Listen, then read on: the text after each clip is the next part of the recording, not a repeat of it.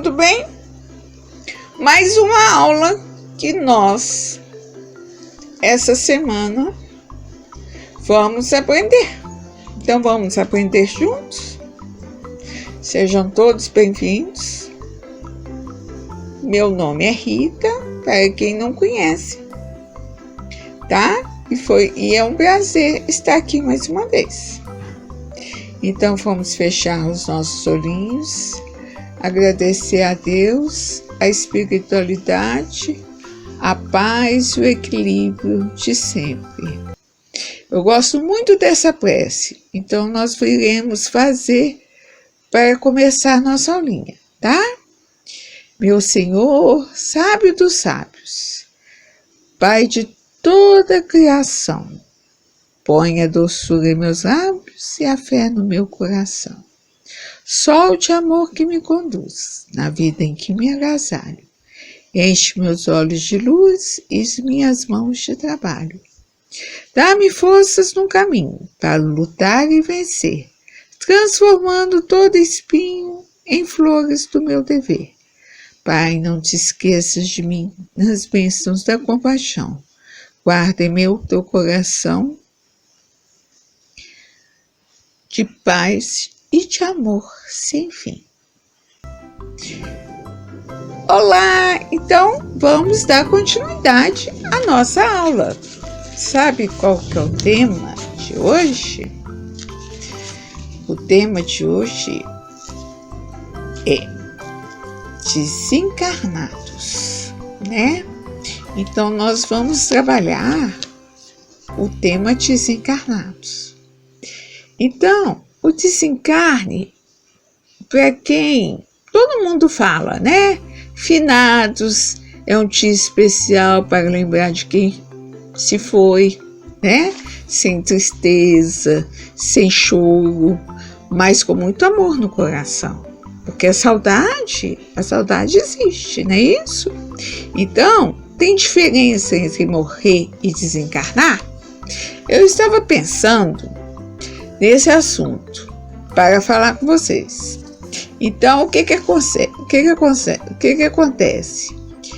Perceber que eu não uso muito o termo de morrer. Né? A gente tem que perceber a gente. Só que as coisas materiais, por exemplo, meu celular morreu, ou quando estou exagerando em algum tipo de... quase morri de medo, quase morri de cansaço, porque quando se trata de morte mesmo, eu falo, tal pessoa desencarnou. Mas será que tem diferença no fundo? No fundo, vocês acham que tem diferença?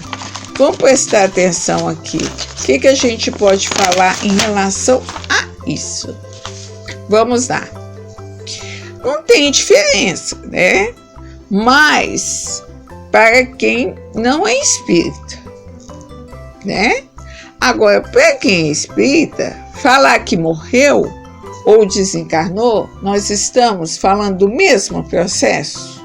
A palavra morte, pelo menos para os espíritas, será extinta e não terá continuidade, né? A palavra desencarnação já tem uma conotação de desenlace e até de liberdade, né? Então, quem morre é o corpo. O espírito estará vivo, dando continuidade à sua existência, que a vida depois da morte, a vida, depois do desencarne, a vida. Quando a gente descobre isso, o que vocês acham? Hein? É uma coisa para se pensar, não é isso? Então, compreender, entender o desencarne, que podemos nos reencontrar com aqueles que já foram, que tanto a gente ama, o adeus virar de um até logo, né? E saudade ela fica, ela todos nós, né? Amamos as pessoas, temos sentimentos, então a saudade ela fica. Então a doutrina espírita nos fala ela é consoladora de saber que um dia reencontraremos quem foi para casa, né? Para a pátria mesmo, que é a nossa casa no plano espiritual. Não é isso? Não é bom pensar por aí? Então, não é o momento definitivo. E Deus sabe de tudo, né? Em relação, por exemplo, quem desencarna novo, quem desencarna com algum problema que a gente não sabia, tantos desencarnes que houve, né, nessa fase da Covid, né, tanta gente que a gente pergunta que perdeu um grande amigo, um grande familiar. Mas vamos pensar por outro lado. Vamos lá? Vamos pensar assim. Como nascer? A morte é um fenômeno natural, né? Nascer, morrer, renascer, ainda e progredir, sempre tal é a lei, né? A existência terrena é passageira. A verdadeira vida do espírito é no mundo espiritual. O corpo não passa de simples vestimenta grosseira que temporariamente cobre o espírito durante a encarnação. O espiritismo nos prova a sobrevivência da alma após a morte e a existência do mundo invisível que nos cerca. Além disso, nos mostra a possibilidade de reencarnar, ou seja, viver num outro corpo para um novo aprendizado. A perda de seres amados é causa de sofrimento para muitas pessoas. No entanto, a possibilidade de nos comunicarmos com os espíritos através da mediunidade, né, é uma doce consolação, pois que nos proporciona meio de conversarmos com os nossos parentes e amigos que deixam antes de nós a Terra. Por seu intermédio, é impossível saber detalhes da sua nova existência e adquirir a certeza que a separação é temporária. E um dia nós iremos juntar-se a eles. Olha que consolação que é. Como que é consolador. Além disso, durante o sono, também é possível nós nos encontrarmos com os entes queridos que desencarnaram, pois o nosso espírito desprende parcialmente do corpo, né? Então é sempre bom nós orarmos antes de dormir, para a gente ir para esferas superiores, para a gente encontrar nossos entes queridos. Não é legal isso? Pois é, além disso, com exceção do suicídio, todos os casos de desencarnação são determinados previamente, pois existe uma programação no plano espiritual. Mortes prematuras de crianças, de jovens, por acidente ou doença, há uma razão de ser, né? Pois Deus é justo em todas as coisas. São, em geral, complementos de uma existência anteriores que foram interrompidas antes do momento que deveria terminar, né?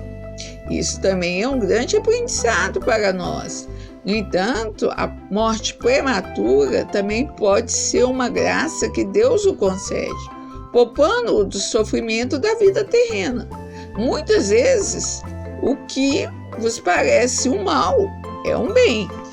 E quando morre um homem bom, costumamos dizer assim: gente, tem tanta gente ruim neste mundo e morre logo um que era bom. Uma que a gente está julgando, né? E a outra que, porque Deus levou um malfeitor, Deus pode dar ao homem de bem uma prova mais curta, devido ao seu mérito. O que fazer e aprender neste mundo? Portanto, aquele que partiu concluiu a sua tarefa, e o que fica talvez não tenha iniciado a sua. E também Não devemos censurar o que não podemos compreender. Precisamos ter fé em Deus, pois Ele sabe o que é melhor. Não é isso? Não devemos ficar entristecidos, né? Demais com a morte, pois o espírito é sensível à lembrança e os lamentos daquele que amou. Portanto, a nossa tristeza pode lhes afetar e causar sofrimento. O que parte primeiro é o que primeiro se liberta, e só nos cabe felicitá-lo, aguardando com paciência o momento do nosso reencontro. Estando o espírito mais feliz no espaço que na terra, seria um egoísmo nosso querer que ele fique mais tempo conosco. Não é verdade? Devemos orar por aqueles que já desencarnaram. A oração pelos entes queridos aumenta a felicidade daqueles que são felizes e traz alívio para aqueles que ainda sofrem. Além disso, pode incentivar os espíritos sofredores ao arrependimento dos erros e a reparação, diminuindo-lhe o sofrimento. Não é legal isso? Olha que tanto de aprendizado. Então, a gente tem que pensar na continuidade da vida, né? Eu queria também falar um pouquinho do Evangelho segundo o Espiritismo, tá? Que está no capítulo 5, item 21.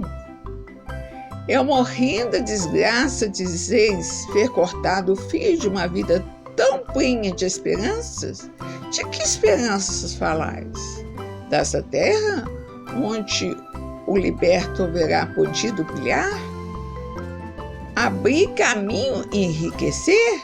Sempre essa visão estreita, incapaz de levar-se acima da matéria. Então, olha o aprendizado, como que é importante. Sabeis qual teria sido a sorte dessa vida ao vosso parecer tão cheia de esperanças? Quem vos diz que ela não seria saturada de amarguras? Né?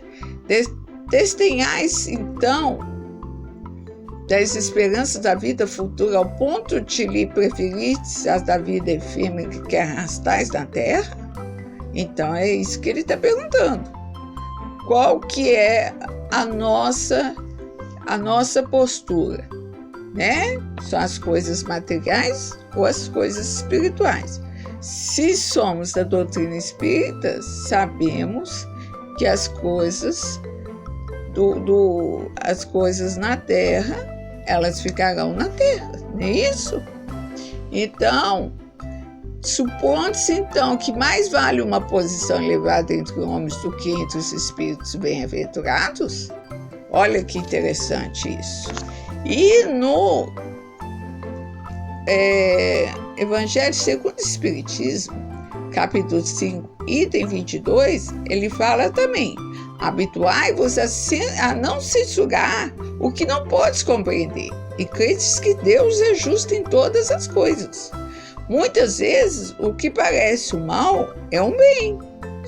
Tão limitadas, no entanto, são as vossas faculdades, que o conjunto do grande todo não aprende os vossos sentidos obtusos, e esforçai-vos por sair pelo pensamento da vossa acanhada esfera, e à medida que fores elevar-te, diminuirá para vós a importância da vida material, que nesse caso se vos apresentará como simples incidente no curso infinito da vossa existência espiritual, única existência verdadeira, né?